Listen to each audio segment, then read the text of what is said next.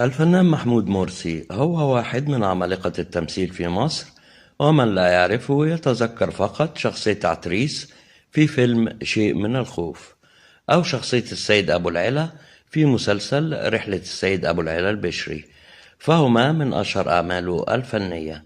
ولد محمود مرسي في 7 من شهر يونيو عام 1923، وبرجه الفلكي كان برج الجوزاء. اسمه بالكامل هو محمود محمد حسين مرسي، وهو من مواليد مدينة الإسكندرية، وهناك درس في مدارسها حتى التحق بالمدرسة الثانوية الداخلية وهي المدرسة الإيطالية، وبعد أن أنهى دراسته بها التحق بكلية الآداب جامعة الإسكندرية وتخرج من قسم الفلسفة. عمل بعد التخرج مدرسا، لكنه ما لبث أن استقال وسافر إلى فرنسا، والتي درس فيها الإخراج السينمائي، وذلك في معهد إيديك للدراسات العليا السينمائية في باريس. أمضى في فرنسا 5 سنوات ونفذ ماله وانتقل إلى لندن، وعمل هناك في إذاعة BBC البريطانية، ولكن بعد تعيينه بعدة أشهر وقع العدوان الثلاثي على مصر، فقرر مرسي العودة إلى وطنه.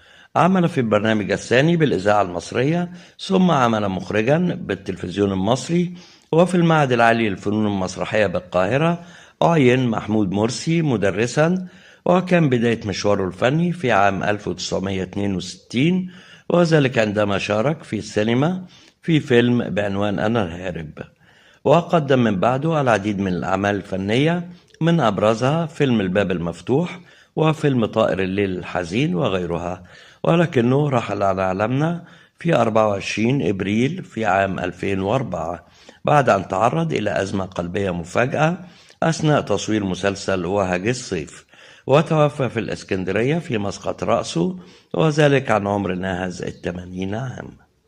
ما لا يعلمه الكثيرين أن الفنان محمود مرسي تزوج مرة واحدة في حياته، وهي من الفنانة رائدة المسرح العربي سميحة أيوب، فكانت الزوجة الأولى والأخيرة في حياته، وأم ابنه الوحيد الفنان علاء محمود مرسي.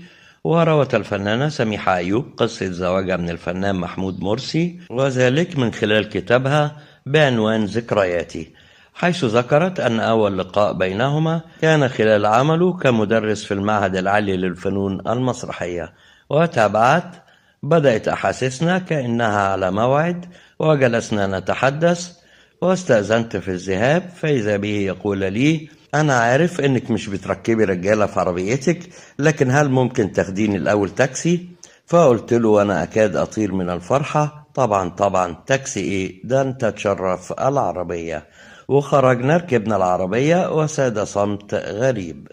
قطع محمود بقوله: تعرفي أنا معجب بيكي جدا. فرديت عليه بسرعة القذيفة: وأنا كمان معجبة بيك. الحقيقة الراجل اندهش لصراحتي، لأنه بيعلم أن النساء المصريات لا يصرحن عما بداخلهم من مشاعر، فقال لي: أنا بحترم صراحتك وهذا الشيء مطمئن. فقلت له: من أين علمت أنني لا أحب أن أخذ أحد معي في العربية؟ ولكنه فاجأها بعد ذلك عندما قال لها: أنا راجل مليش في الجواز. فقالت له: هو مين جاب سيرة الجواز أو طلبوا منك؟ ولكنه اتصل في اليوم التالي وطلب منها الزواج، فوافقت على الفور، وكانت هي الزوجة الأولى والأخيرة في حياته. ولكن مع الوقت بدأت الخلافات تدب في حياتهم، وبدأت تظهر فجوة بينهما في كثير من الأشياء، وفي هدوء تم الطلاق بينهما.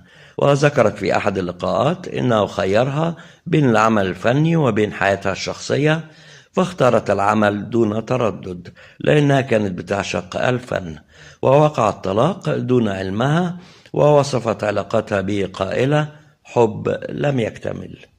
ارتبط اسم الفنان الراحل محمود مرسي باسم الفنانة سيدة الشاشة العربية فاتن حمامة، وذلك بسبب أنه شارك معها في فيلمين من أهم وأبرز ما قدمت السينما المصرية. كان أول فيلم الليلة الأخيرة، واللي تم عرضه في 1963، وجسدت فيه فاتن حمامة دور البطلة فاقدة الذاكرة، ومحمود مرسي قدم شخصية زوجها شكري اللي بيستفيد من كونها فاقدة للذاكرة. وكان من بين الأبطال الفنان أحمد مظهر، واللي كان بيجسد شخصية الطبيب اللي بيساعدها على استعادة ذاكرتها من جديد، والفيلم لاقى نجاح كبير من الجمهور والنقاد.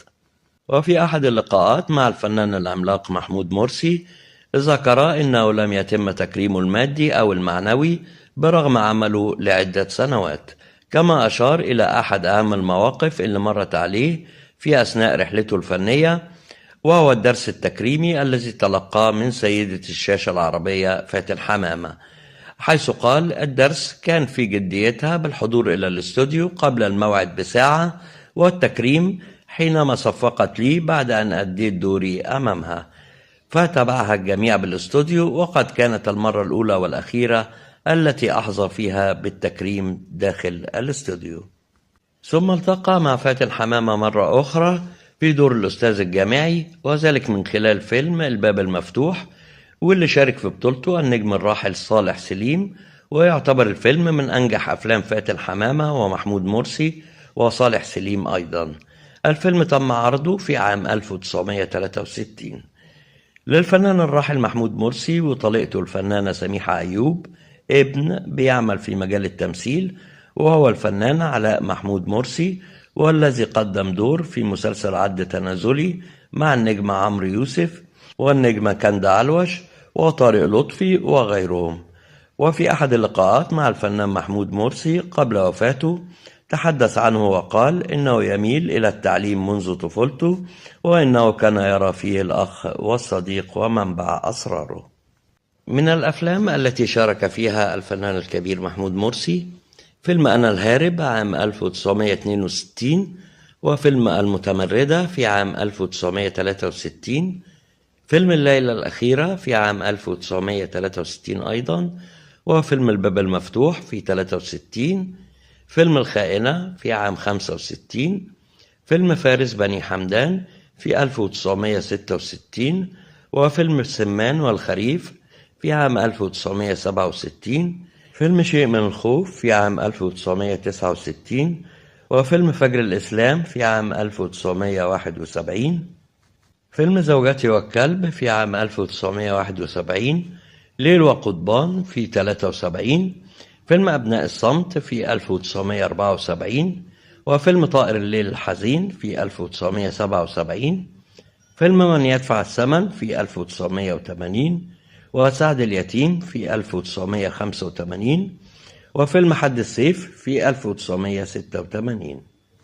ومن المسلسلات التي شارك فيها الفنان محمود مرسي مسلسل عندما يشتعل الرماد في 73، إني راحلة في 76، مسلسل المجهول في 77، وليلى الموعودة في 78، العملاق في 79، الرجل والحصان في 82، مسلسل رحلة السيد أبو العلا البشري في عام 1986، ومسلسل بين القصرين في 1987، ومسلسل قصر الشوق في 1988، مسلسل العائلة في 1994، مسلسل لما الثعلب فات في 1999، ومسلسل نجوم في سماء الحضارة الإسلامية في عام 2001، ومسلسل فجر ليلة صيف عام 2004.